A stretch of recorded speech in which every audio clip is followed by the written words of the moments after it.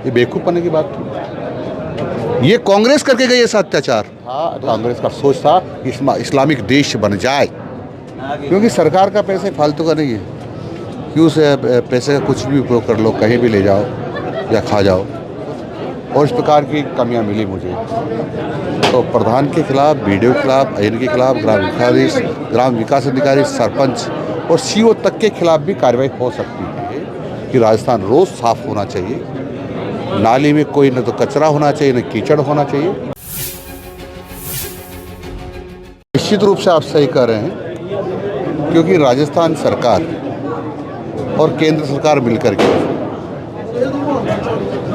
अभी तक की जो पंचायतें उनको 1 लाख रुपए महीने सफाई के लिए देते हैं, फिर भी सफाई नहीं हो रही है। ये हमको चिंता का विषय है। मैंने 2 ग्राम पंचायतों को देखा है, वहाँ सफाई नहीं हो रही, और भी नहीं हो रही होगी, लेकिन मैंने 2 को देखा है। हम इसका एनालिसिस करेंगे कि इसको क्या दंड देना चाहिए, उचित दंड देंगे, क्योंकि सरकार का पैसे फालतू का नहीं है कि उस पैसे का कुछ भी उपयोग कर लो, कहीं भी ले जाओ या खा जाओ, तो नहीं।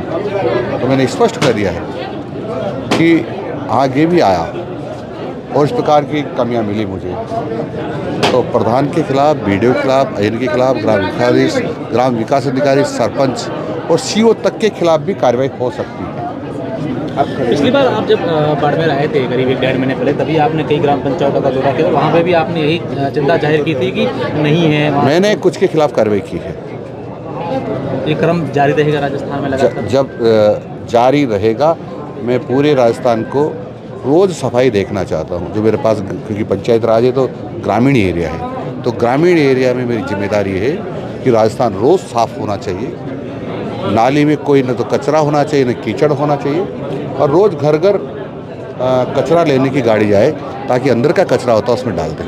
स्कूलों के नए सत्र शुरू हो रहे हैं इसी महीने में, तो क्या आने वाले दिनों में राजस्थान के सरकारी स्कूलों में कई बदलाव देखने को मिलेंगे शिक्षा व्यवस्था को सुधारने के लिए? शिक्षकों को देखो, हमारा जोर इस पर है कि गुणवत्तापूर्वक शिक्षा मिले और संस्कार युक्त शिक्षा मिले।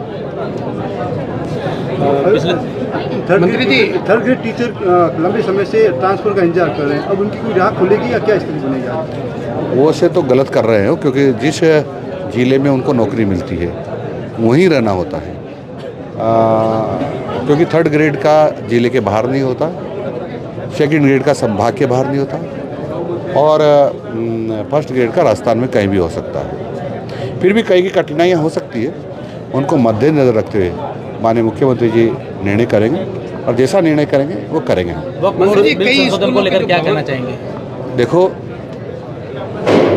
जो वक्फ अधिनियम 2013 था वो निहायत ही बेकार था, देश की संपत्तियों को हड़पने वाला था, इस देश को इस्लामिक देश बनाने का षड्यंत्र था, और उसमें प्रावधान कर दिया कि इस्लाम के मानने वाले लोग यदि कहीं भी बैठ जाते हैं, नमाज पढ़ लेते हैं या वो धार्मिक, सांस्कृतिक, मांगलिक कार्यक्रम कर लेते हैं, तो ज़मीन उनकी हो जाएगी यदि वो वक्फ बोर्ड के खाते में जाकर लिख देते हैं। तो फिर वक्फ बोर्ड के खाते में लिखने के बाद जिला कलेक्टर के पास वो जाएंगे, ये हमारी ज़मीन है क्योंकि हमने यहाँ ये कार्यक्रम कर लिया है, तो जिला कलेक्टर की जिम्मेदारी थी उनको कब्जा दिलाना। ऐसे लाखों संपत्तियाँ हैं जिस पर इस प्रकार के दिए हुए हैं। दूसरा, क्योंकि आप सामान्यतः हम सब लोग सोचते हैं यदि किसी को आपत्ति हो तो फिर कोर्ट में जाए, लेकिन उसमें कोर्ट में जाने का प्रावधान नहीं था, ट्रिब्यूनल में जाएगा।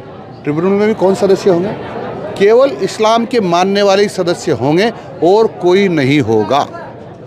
ये बेवकूफ़पने की बात थी। ये कांग्रेस करके गई ऐसा अत्याचार 2013 में, वक्फ बोर्ड अधिनियम संशोधन 2013 इसका कर गई, यानी कांग्रेस का सोच था कि इस्लामिक देश बन जाए।